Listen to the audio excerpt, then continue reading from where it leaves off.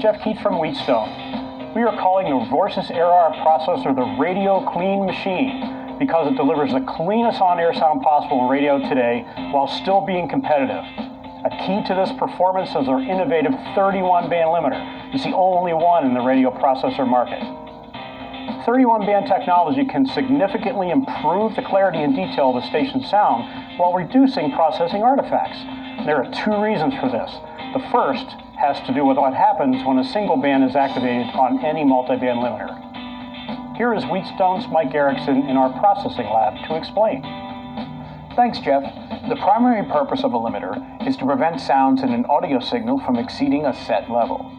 Here's an illustration of a common multiband limiter, where a 2 kHz signal is causing limiter band 4 to achieve 10 dB of limiting. You can easily see that a significant portion of the overall audio spectrum, well above and below the 2 kHz signal, has also been limited or reduced. This illustrates how much of the audio spectrum is being reduced and how much less sound detail will make its way to the listener.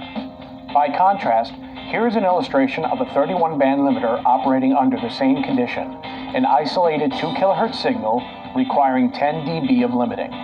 As you can see, only the 2 kHz signal is being limited and the rest of the audio spectrum is virtually untouched.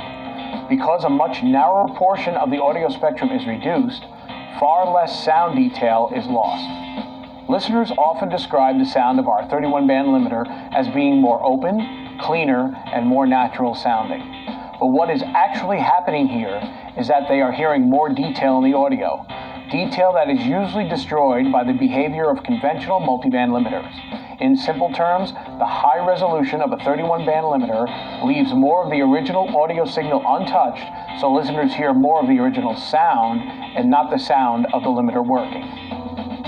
Thanks, Mike. You can see the basic advantage of a 31-band limiter. When the same processing work can be accomplished within a narrower band, far less sound detail is lost and far less distortion results. But there's yet another reason why the AirR delivers cleaner sound, and it has to do with how the individual limiter bands interact. As the sound of a radio station passes through a processor, the bands of the multiband section aren't really working in isolation. They affect one another because of natural leakage into adjacent bands. Here we see the 8 bands of the 8-band limiter. Look at what happens when band 4 is activated. Notice how the limiter correctly reduces the level of the energy in band 4.